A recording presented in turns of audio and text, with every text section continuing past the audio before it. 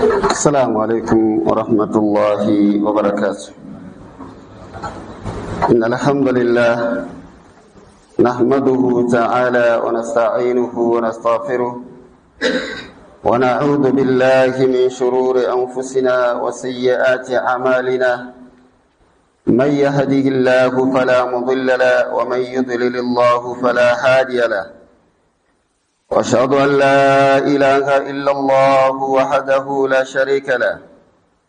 وأشهد أن سيدنا محمدا عبده ورسوله أرسله الله بالهدى ودين الحق ليظهره على دين كله ولو كره المشركون. أما بعد، أيها الأحبة، ndugu zangu Waislamu, tunaendelea na darasa letu kuzungumzia swala zima la swala ambayo ni wajibu juu ya kila Muislamu kuitekeleza, na ndiyo jambo la kwanza atakalohesabiwa mja siku ya Kiyama. Tulizungumza umuhimu wake, fadhila zake zinazopatikana ndani ya swala. Leo kwa muda huu mfupi tutazungumza sharti za swala. Anatuambia kwamba shurutuha tis'atun, masharti ya swala yako 9. Haya masharti yanatakiwa Muislamu ayazingatie na ayafuate masharti haya ili swala yake iweze kukubalika mbele ya Allah tabaraka wa taala. Na akienda tofauti na masharti haya, ina maana swala yake haitokubalika. Anatuambia sharti la kwanza al-Islam. Kwanza mtu awe ni Muislamu. Akiwa mtu ni Muislamu akaswali swala yake vizuri, swala yake inakubalika. Anatuambia fala tasihu min kafiri, haiwezi kuswili swala ya kafir. Mtu ambaye sio Muislamu, swala yake haitokubalika mbele ya Allah tabaraka wa taala. Leo tunawaona wengi miongoni mwa wasiokuwa Waislamu, linapokuwa jambo la Kiislamu wakapita kwa Waislamu na wao wanaingia msikitini kana kwamba wanaswali. Mtu huyu akiingia kwenye msikiti akawa anaswali hivyo kama wanavyoswali Waislamu, tunasema huyu kafanya mazoezi kisha akaondoka. Sasa tunaelezwa kwamba miongoni mwa masharti ya mtu swala yako kukubalika kwamba awe ni Muislamu. Fala tasihu min kafirin, haifai mtu kuswali, haiswihi swala kwa kafiri, haifai. Libutulani amalihi, kwa kubatilika matendo yake. Matendo yake hayawezi kukubalika mbele ya Allah tabaraka wa taala.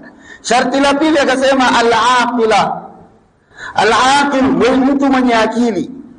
Tulizungumza kwamba mwenda wazimu au kichaa haiwezi kukubalika swala yake. Ndio maana akasema fala tasihu min majnun, haiswihi swala kwa mtu kichaa au mwenda wazimu. Akasema al-adami taklifihi,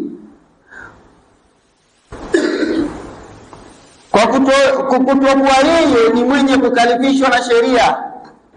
Huyu hajalazimishwa na sheria kuswali kwa sababu akili yake haiko vizuri, akili yake haijatimia. Kwa hiyo mtu kama huyo haandikiwi madhambi ya aina yoyote, wala haandikiwi thawabu ya aina yoyote. Kwake kalamu imenyenyuka, haiandiki chochote, na kwake halazimishwi kuswali. Sio lazima kwake kuswali, lakini mwenye kuwa na akili timamu ni wajibu kwake yeye kuswali. Ndio maana tutaambiwa miongoni mwa masharti ya kuswihi swala ni mtu kuwa na akili. Sharti la tatu asema albulughu, fala tajibu ala sabiyin, mtu kufikia baligh. na haisuhi, sio wajibu juu ya mtoto mdogo kuswali, sio wajibu kwake yeye, japo wanaamrishwa watoto hao waswali. Swali linaweza likaja kwamba je, akiswali anaandikiwa thawabu au haandikiwi? Mtoto huyu atakaposwali hajafikia baligh, anaandikiwa thawabu zake zinawekwa, zitakuja kumsaidia baadaye akifikia baligh. Ndio maana akasema fala tajibu ala alsabiyun hatta yablugha, hawezi akalazimishwa mtoto mdogo kuswali mpaka atakapofikia baligh, si lazima kwake, ila akitekeleza ibada hii, akitekeleza wajibu huu, anaandikiwa thawabu, na pia mzazi wake anapata thawabu kupitia kwa mtoto wake. Walakin yu'maru biha lisab'in, lakini anaamrishwa mtoto huyu pindi anapofikisha miaka 7. Akifikisha miaka 7 mtoto huyu anaamrishwa kuswali. Baba au mama amuamrishe mtoto wake huyu juu ya kutekeleza ibada hii. Akimuamrisha hivyo, mtoto anaandikiwa thawabu na baba au mama anapewa thawabu zake. Wayadhribu, anasema wayadhribu alayha al-ashir, na atapigwa mtoto huyu atakapoiacha swala akifikisha miaka 10. Kwa ushahidi wa hadithi ya Mtume sallallahu alaihi wasallam anasema murru auladakum bis-salati lis-sab'i, waamrisheni watoto wenu kuswali wakifikisha miaka 7. Waamrisheni watoto wenu pindi wanapofikisha miaka 7, waamrisheni kuswali, na wakifikisha miaka 10 wapigeni watakapoiacha swala.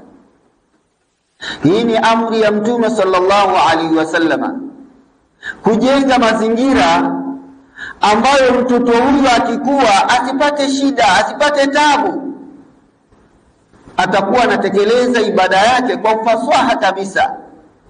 Lakini ukimwacha ukasema ngoja afikie baligh ndio nije nimwamrishe, ndio matokeo yake unakuta mtoto anaanza kumpinga baba yake, na ikiwezekana mpaka wanawatusi wazazi wao kwa kuamrishwa swala.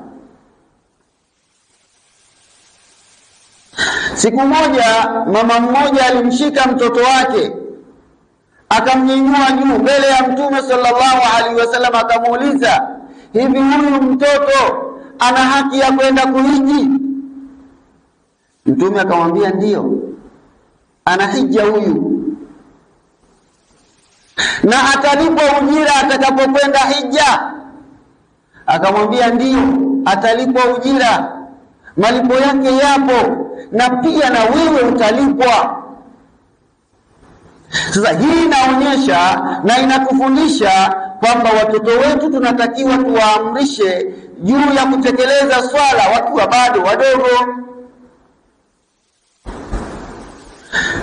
Ukizingatia na ukiangalia leo au kipindi cha nyuma, mtoto alikuwa anazaliwa anakaa mpaka siku 7 ndio mtoto huyu anaanza kufungua macho kuangalia.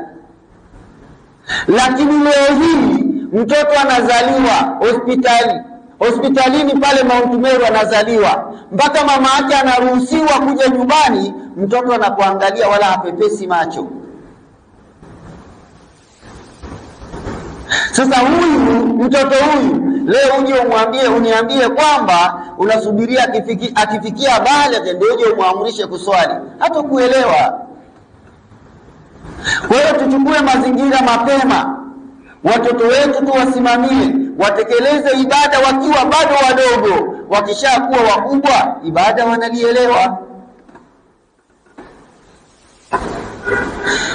Sharti la 4, at-taharatu min al-hadathaini, kujitaharisha na hadathi 2. Kujitaharisha mtu, miongoni mwa masharti ya mtu kukubalika swala yake au kutimia kwa sala yake ni mtu kujitoharisha kutokana na hadathi mbili. Kuna hadathul akbar, hadathi kubwa, wa hadathul asghar, na hadathi ndogo. Hadathi maana yake ni uchafu, mtu kujitoharisha kutokana na uchafu. Hasa uchafu mkubwa ni ule ambao unamwajibisha mtu kwenda kuoga ndio akatekeleze swala. Akienda kuswali pamoja na uchafu huo, swala yake haikubaliki. Uchafu huu mkubwa unamlazimisha mtu akaoge kwanza, alafu ndo aingie kwenye ibada. Na uchafu mdogo ni ule ambao unamwajibisha mtu akachukue udhu wa kawaida, ama aingie khala ajisafishe, alafu atoke achukue udhu wake, anatekeleza swala. Kwa mfano, mtu akawa na janaba, yatakikana kwanza kaoge ndo aingie kwenye swala. Mtu ametokwa na haja ndogo au haja kubwa, huyu anaenda kujisafisha na kisha anachukua udhu, anaingia kuswali. Huo ndo uchafu mdogo. Akasema ma'al qudra, pamoja na kuwepo uwezo. Mtu kuwa na uwezo afanye hivyo. Akiwa mtu hana uwezo, kwa mfano mtu anaumwa, ni mgonjwa, haimlazimiki kwake vitu kama hivyo. Mgonjwa amechukuliwa na gari, ima anapelekwa hospitalini, umefika wakati wa swala, hakuna maji, na yawezekana hana uwezo hata wa kuchukua udhu. Uwezo huo hana, ananyinyuliwa na lazwa. Sheria inamwambia huyu ataswali hivyo hivyo, hakuna fursa ya kuacha swala.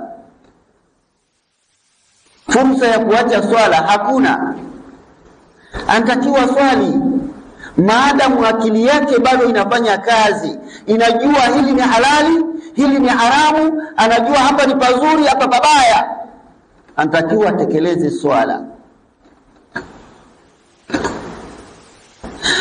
Likaulihi sallallahu alaihi wasallam, kwa kauli yake Mtume sallallahu alaihi wasallam aliposema fi hadithi Ibn Umar, kwa hadithi ya Ibn Umar aliposema la yaqbalu Allahu salata bighairi tuhur, hakubaliwi mtu swala yake bila ya kuwa na tohara, bila ya kuwa ni msafi, swala yake haiwezi kukubalika. Hii ni hadithi ya Mtume sallallahu alaihi wasallam.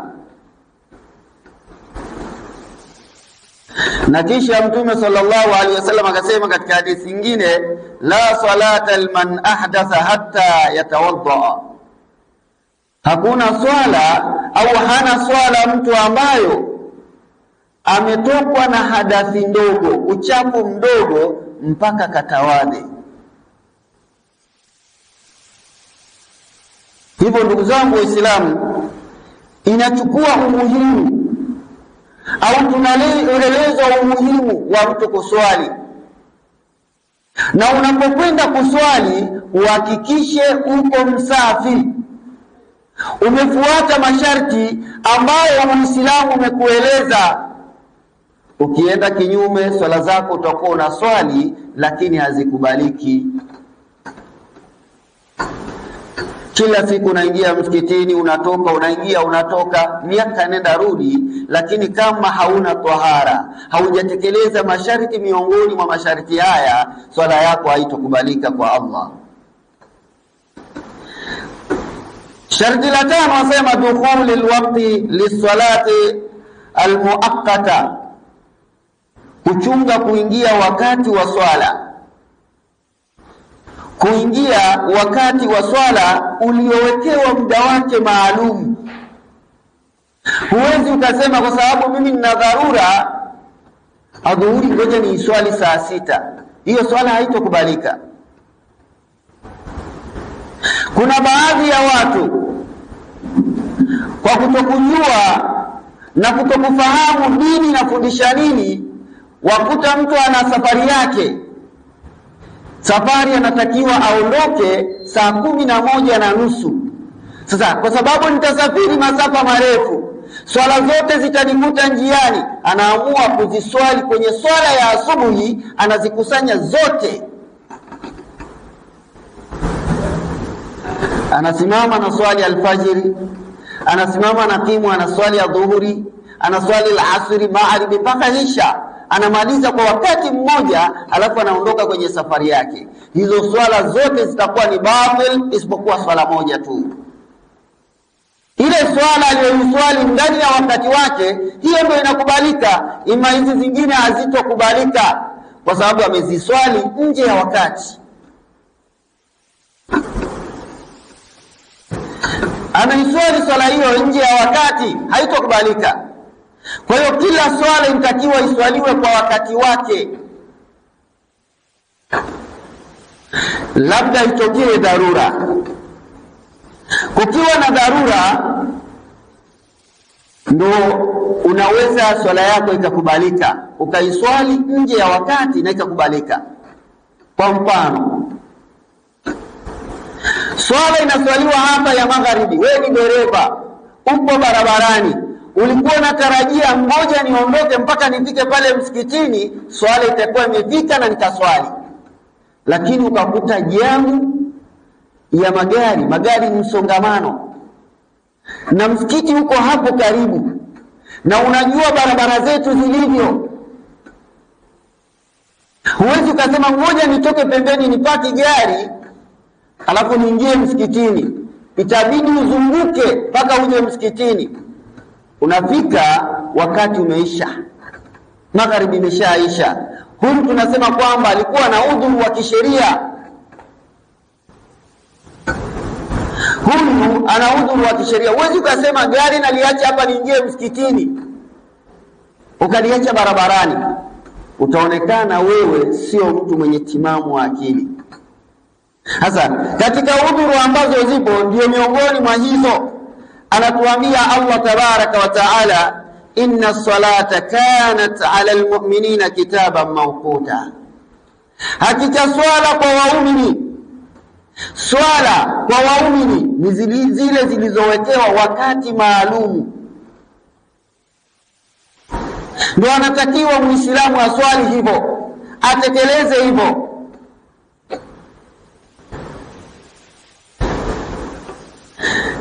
Ndugu zangu, Mtume sallallahu alaihi wasallam anasema, wal hadithu Jibril hina amma an-nabiy sallallahu alaihi wasallam, hadithi ya Jibril pale alipomuongoza Mtume sallallahu alaihi wasallam bisalawati al-khamsi, katika kuswali swala tano. Mtume sallallahu alaihi wasallam alijiliwa na Jibril kuja kumfundisha swala tano namna zinavyoswaliwa.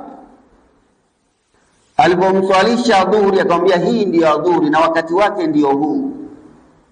Kamswalisha al-asri akamwambia hii wakati wake ndiyo huu na ndiyo inaswaliwa hivi. Wakati Mtume amepewa swala tano, ndo anakuja kufundishwa na Jibril. Thumma qala, kisha akamwambia ma baina hadhaini alwaqtaini waqtun, kati ya hizi nyakati mbili kuna wakati wa swala. Kwa hiyo swala inatakiwa iswaliwe kwa wakati wake maalumu. Usije ukajiamulia wewe ukaacha kuifuata sheria na ukajua kwamba wewe unaswali swala iliyo sahihi, kumbe swala sio sahihi, haitokubalika mbele ya Allah tabaraka wa taala. Iliwahi tokea siku moja hapa msikitini, mtu anakuja kuswali swala ya Isha. Wale ambao wamefundishwa akienda kuswali ananuia uswali faradhi salati dhuhur. Anakuja mtu anasimama hapa, tumeswali swala ya Isha, alafu sisi tatu tuko msikiti, anakuja anasema uswali salati faradhi salati subh. Anaswali raka mbili, anasimama, anaondoka, anaenda kuchukua udhu, anarudi, anakuja kuswali swala ya dhuhuri. anasimama anaenda kuchukua udhu, anarudi swala ya al-asri, mpaka anafika Isha, anazikusanya zote kwa wakati mmoja. Tunamwambia shekhe, hii umeipata wapi? Unaswali design hii ndio amekufundisha Mtume? Au umechukua mafunzo haya wapi? Anakuambia nimechukua mafunzo haya kwa shekhe wangu. Ameniambia ukiwa na dharura, ukiwa na kazi, una shughuli, umeshughulishwa, unaweza kuzikusanya swala zote kwa wakati mmoja. Kwa hiyo hata ile asubuhi alipoamka hakuswali, akaamua kuondoka kwenda kwenye shughuli zake, anakuja kumalizia kwenye Isha wakati anaenda kulala. Ni msiba huu.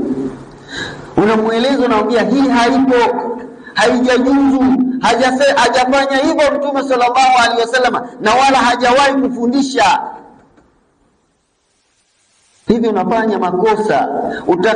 Utakaa hapa duniani miaka 50, 60, 70, kumbe wewe hauna swala hata moja. Unatekeleza ibada ambayo haikufundishwa na Mtume sallallahu alaihi wasallam.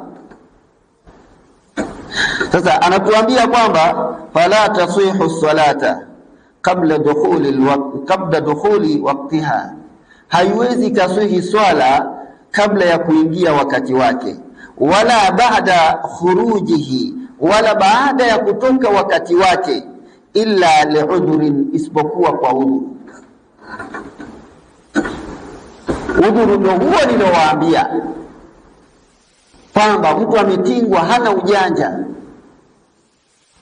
Au mfano mwingine, daktari ameingia kwenye chumba cha upasuaji, ile anatarajia kwamba huyu mgonjwa nitamshughulikia mpaka muda fulani nitakuwa nimemaliza ili niwahi ibada, lakini akayakuta kule ya kuyakuta yakawa yamemchelewesha mpaka wakati umeisha.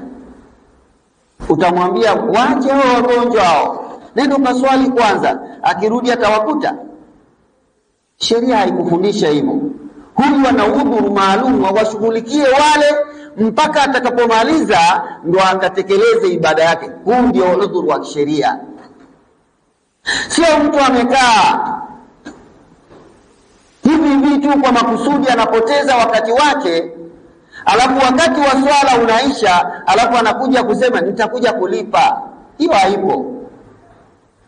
Hiyo ndugu zangu Waislamu, kutokana na wakati, masharti tumeyataja ni masharti matano, ambao sharti la tano dukhuli alwaqti lisalati almuwaqqata, ni kuingia wakati uliowekewa sheria yake, wakati maalum ambapo sheria imeuweka wakati huo, kila mmoja anatakiwa atekeleze hivyo. Tutakuja kuendelea Allah akitujalia kumalizia masharti mengine yaliyobakia mpaka yafike masharti 9 yale ambayo anatakiwa Muislamu kuyazingatia, na wakati anafanya ibada yake ajue anafanya akiwa na uhakika. Kwa hayo machache, aqulu lakum assalamu alaikum wa rahmatullahi wa barakatuh.